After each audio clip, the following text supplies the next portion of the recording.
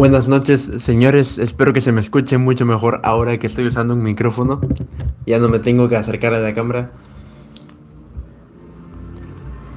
Espero que YouTube ya esté grabando porque normalmente corta los primeros segundos. Día 90, leyendo y llevando un diario que subo a YouTube porque ya llevaba un tiempo con estos hábitos. No me gusta estar a contraluz, me voy a alejar un poco. No, no lo arregla. Me voy a acercar un poco entonces. Porque ya llevaba un tiempo manteniendo estos hábitos. Quiero llegar hasta el día 100. Mi propósito es dejar un registro de 100 días para inspirar a la gente a que trate de llevar estos hábitos en su vida. Porque a mí personalmente me gustan bastante y me han ayudado a, a obtener paz interior y salud mental, que son dos cosas que valoro las más en toda mi vida. Y me ayudan cuando leo o cuando escribo a estar en el momento presente, a practicar el mindfulness. Y es muy chévere. Y es por eso que hago esto. Estaba leyendo Padre Rico, Padre Pobre, ya lo acabé. Ahora estoy leyendo mi resumen. Hoy lo voy a acabar. Y mañana paso a la siguiente serie de los libros de Kiyosaki con el cuadrante del flujo del dinero. Voy a concentrarme hoy 40 minutos. Voy a poner mi temporizador. Listo. Va a sonar en 45 en realidad.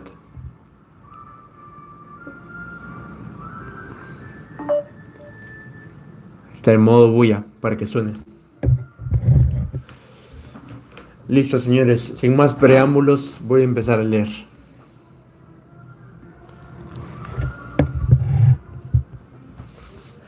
Normalmente suelo compartir unos tips de lectura y de aprendizaje de idiomas,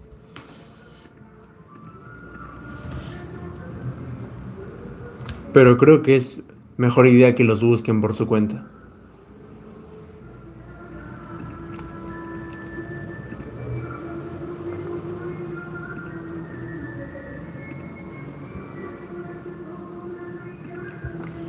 Ahora sí.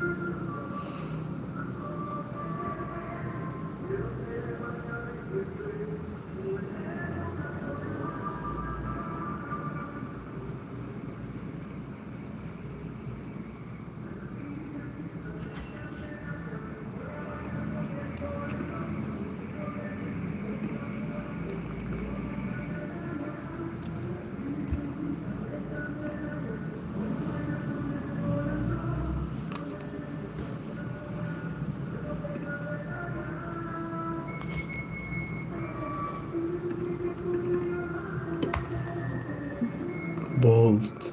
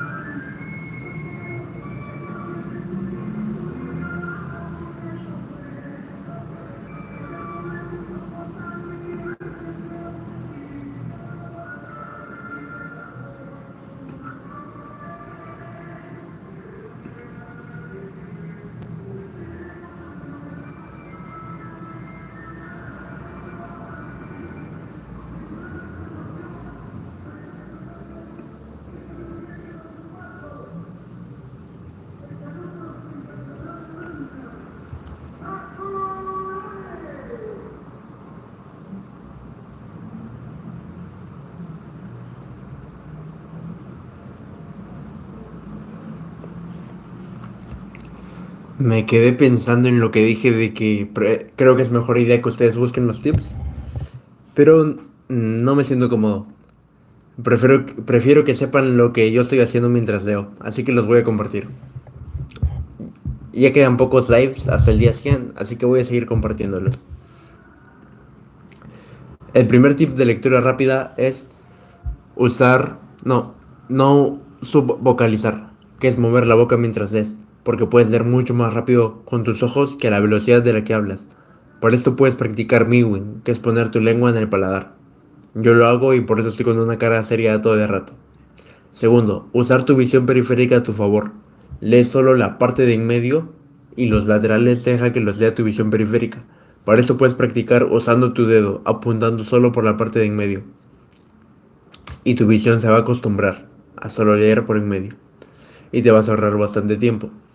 Y tercer consejo es que ordenes tu espacio de estudio para que no haya ningún elemento distractor. No solo tu espacio, sino también el tiempo en el que lees, para que lo hagas un ritual y sea más fluida la lectura. Entres en ese estado de flow. Y para aprendizaje de idiomas, si están en un nivel intermedio avanzado, escribir y leer todos los días les va a ayudar bastante.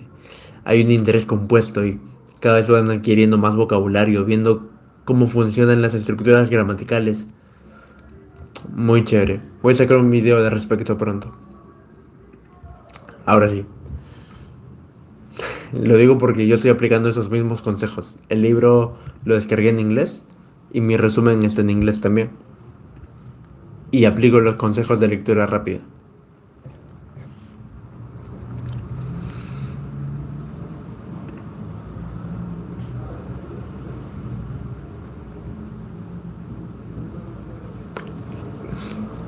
Qué interesante, dice... ¿Cómo se llama? Bro, Harold, mi loco. ¿Quién eres, Harold? De ahí veré los comentarios al final. Ahora me quiero enfocar.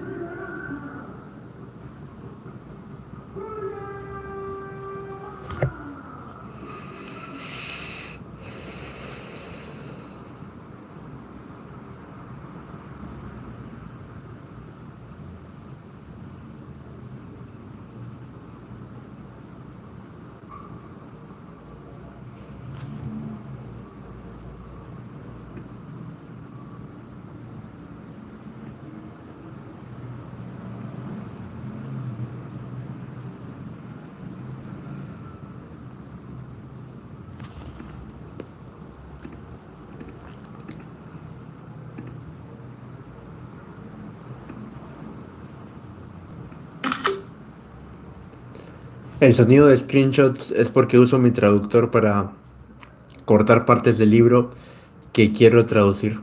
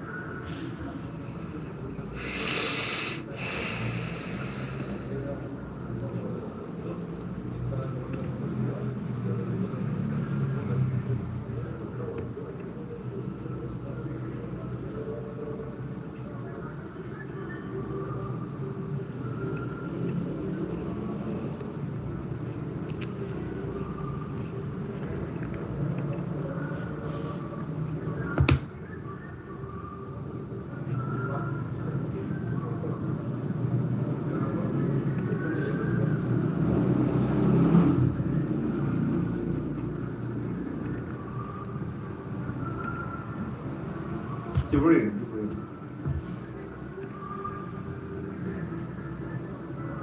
como.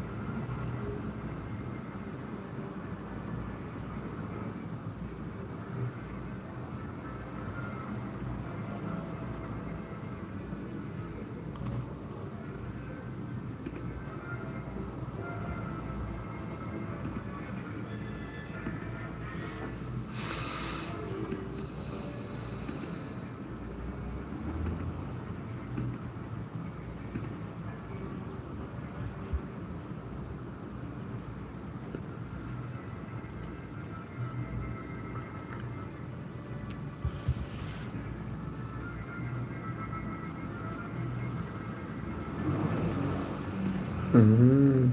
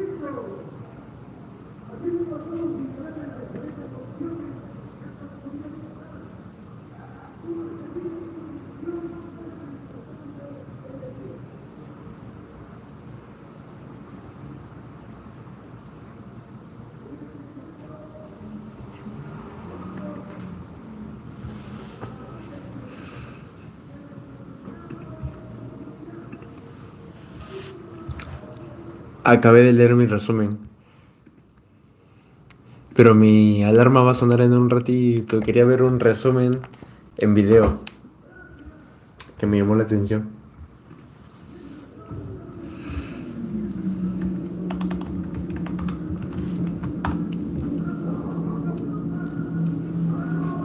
Voy a empezar a verlo.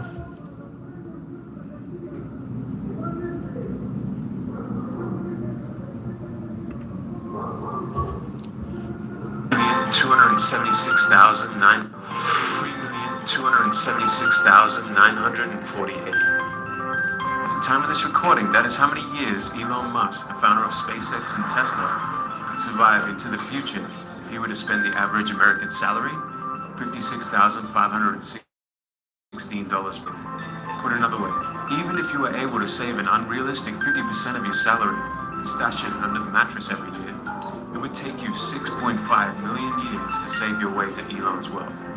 Okay, I get it. So we can't all be the richest people on the planet. But how? 3,276,948. At the time of this recording, that is how many years Elon Musk, the founder of SpaceX and Tesla, could survive into the future if he were to spend the average American salary, $56,516 per year.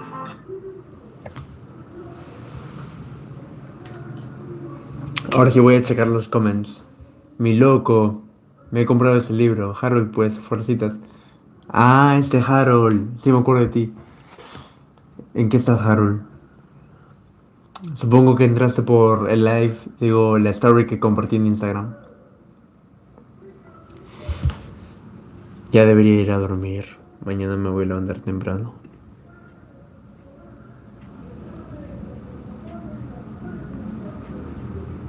No, tengo tiempo todavía. Voy a ver este video.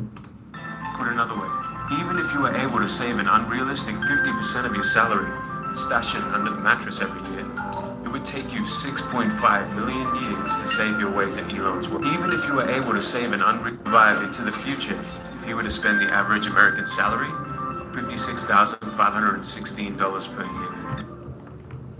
SpaceX and Tesla could survive into the future if you were to spend the average American salary.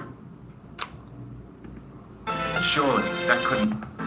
Put another way, even if you were able to save an unrealistic 50% of your salary and stash it under the mattress every year, if you were able to save an unrealistic 50% of your salary and stash it under the mattress every year, it would take you 6.5 million years to save your way to Elon's wealth. Okay, I get it.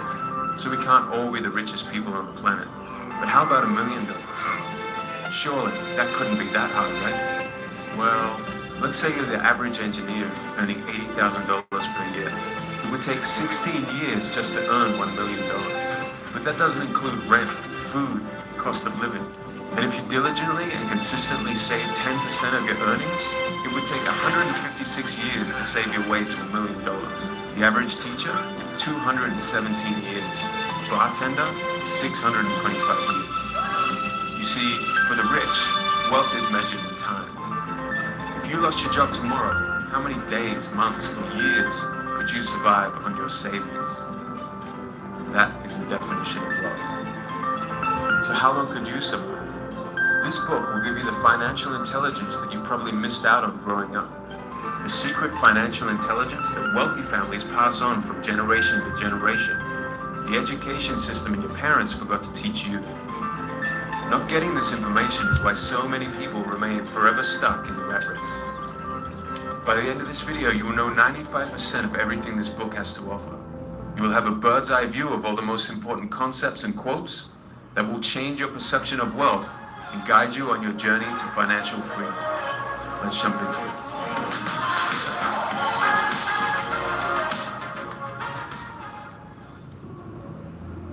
Rich Dad, Poor Dad. The story of two fathers. One has a wall full of degrees and diplomas. One, a high school dropout.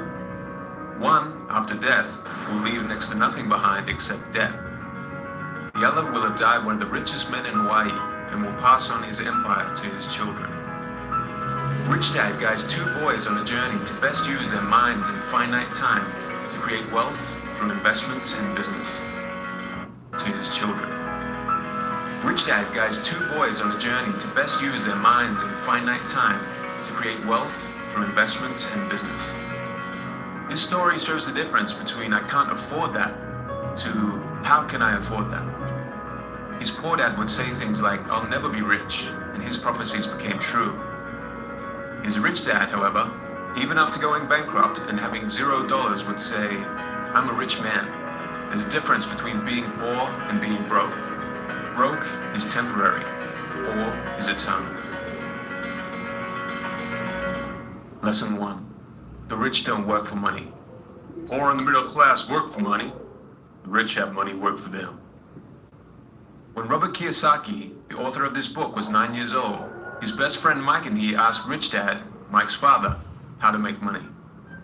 Before long, they were both working within Rich Dad's companies. The only problem Robert had was his salary, 10 cents a week, a poverty wage. He seriously thought about quitting every week that passed by. Who was this guy to be exploited?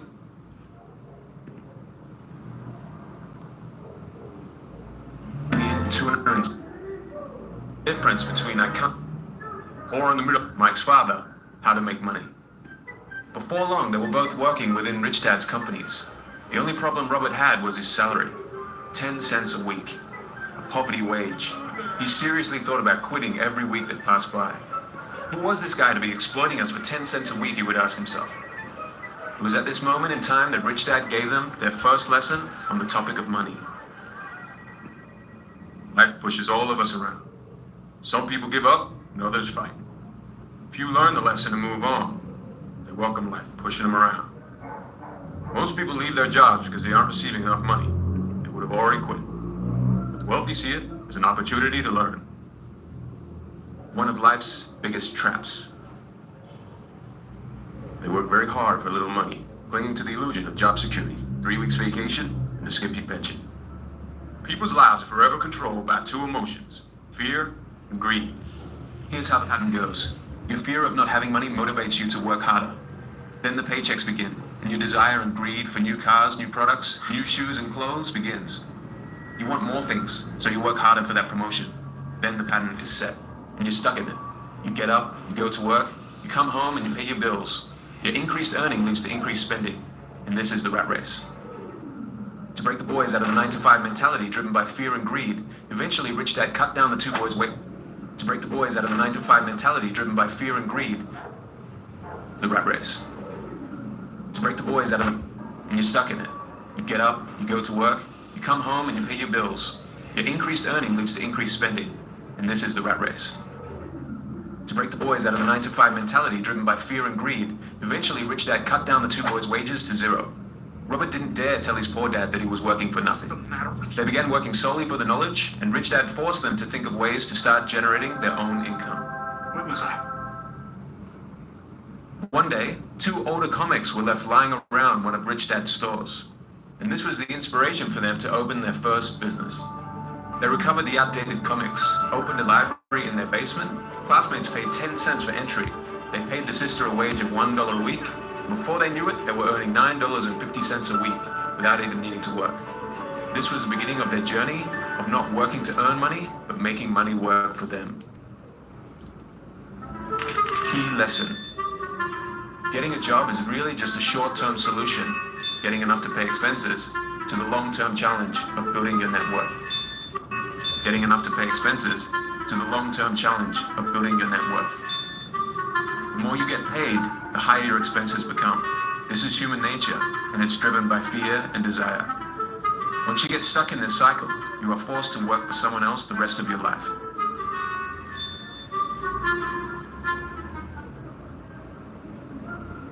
Lesson 2. Why teach financial literacy? It's not how much money you make, it's how much money you keep. If you're looking to school to make you rich, then you're looking in the wrong place. The education system's primary objective is to train you on how to become a good employee, but it does a poor job of making you a good employer. Things like managing your own personal finances and building wealth aren't taught to you by the education system in its current state. You can only rely on yourself to use this knowledge and acquire assets that allow you to generate an income. The first pillar of financial literacy and escaping the rat race is understanding the difference between an asset and a liability. An asset puts money in my pocket. A liability takes money out of my pocket. Let's quickly look at the income statement. Your income statement is money going into your pocket. Expenses is money going out of your pocket. Things like rent, food, electricity, and clothing go here. An asset is something that allows its owner to generate an income. On the other hand, a liability generates expenditure. This is the cash flow of an asset. This is the cash flow of a liability. Rich people acquire assets. Poor and the middle class acquire liabilities that they think are assets. Cash flow patterns. Cash flow tells a story of how someone handles money. This is the cash flow of a poor person. They have a job, they get a salary. They use all their salary on expenses, and they usually live from paycheck to paycheck.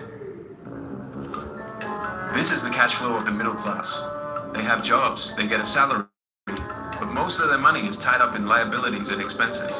Home loans, car debt, credit card debt, mortgage repayments, and taxes. They think that their home is an asset, but they wake up one day with a liability column full of mortgage debt and credit card debt. This is the cash flow of a rich person. The rich are always thinking of ways to grow their asset columns. Their main source of income is from assets that they have acquired over time. Your home is not an asset. By focusing on a home, you are building a liability rather than an asset. When it comes to houses, most people work all their lives paying for a home they might never own, incurring 30-year loans that they are tied to. You need to pay property tax, and the rates of these taxes are completely out of your control. You need to pay other home expenses, and the value of your home over time does not always go up. And most important of all, the biggest cost of a house are all the lost opportunities. If all your money is tied up in a house and going out through the expense column in mortgage payments, it's not being used to grow your asset column.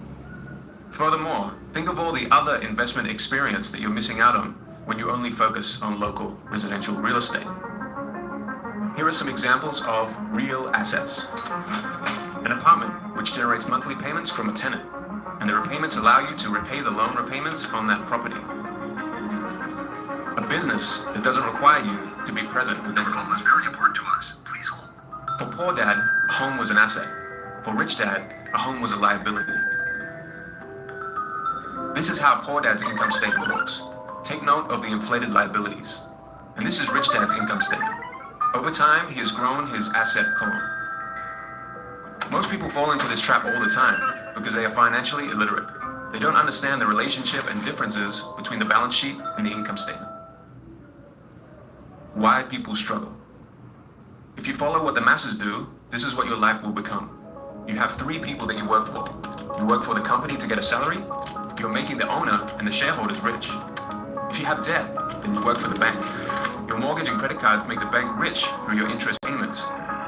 And finally, you work for the government. The government takes a cut of your money before you have even seen it. And the harder you work, the more you pay in taxes. Take a calendar year. If you're a regular person, every dollar you earn from January 1st to March 16th goes straight to the government. That's 2.5 months of every year that you just give to the government. Compounded over 40 years, that's almost 6 years you work just to pay the tax bill. The rich understand this, the masses don't. The main ways to get out of the rat race. Fully understand the difference between an asset and a liability. Focus all your efforts on obtaining assets that generate a cash flow. Keep your expenses and debts to the bare minimum. And finally, which leads us to the next lesson, mind your own business. Key lesson. Life is not about how much money you make. It is about how much money you keep and for how many generations. The key to achieving this resides in having financial literacy. Understand the difference between an asset and a liability. The rich build and acquire assets. The poor and the middle class acquire liabilities that they mistakenly think are assets. Lesson 3. Mind your own business. Rich focus on their asset columns, while everyone else focuses on their income statements. Robert Kiyosaki's first professional job was far from glamorous. He was a photocopier salesman for Xerox. Using the wages he earned, he invested into apartments. And after just 3 years, the revenue he was generating from his investments outpaced his salary. It was then time for him to leave Xerox and look after his business full-time. So what are some real assets you can begin focusing your attention on? 1. Businesses that do not require your presence to operate. 2. Stocks. 3. Bonds. 4. Income-generating real estate. 5. Notes, or IOUs. 6. Royalties from intellectual properties like music, scripts, or patents. 7. Anything else that produces an income or appreciates in value. Things like cryptocurrencies, websites, YouTube channels, etc. Scripts or patents. 7. Anything else that produces an income or appreciates in value. Things like cryptocurrencies, websites, YouTube channels, etc.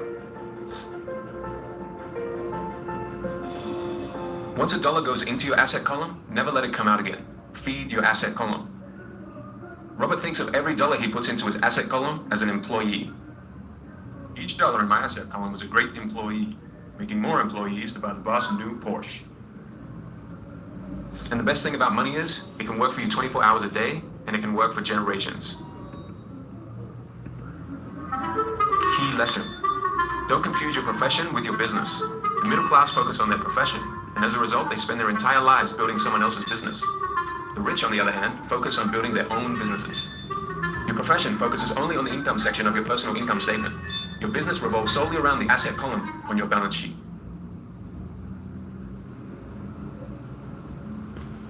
Hello friends, you made it to the end of the video. Just before you click off, thank you so much for watching. This is part 1 of a 2-part series. Listo, señores. Ahora procedo a escribir en el diario. Antes me voy a echar cicatricure en una herida que tengo. Rápidamente. Listo.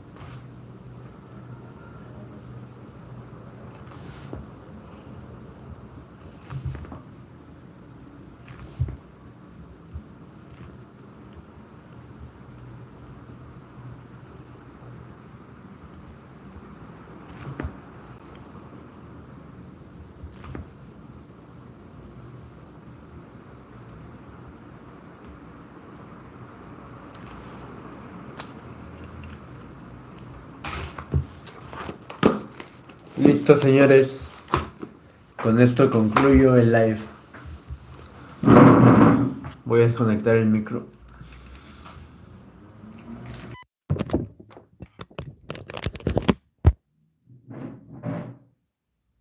Gracias por ver. Hasta la próxima. Lean bastante y sean felices.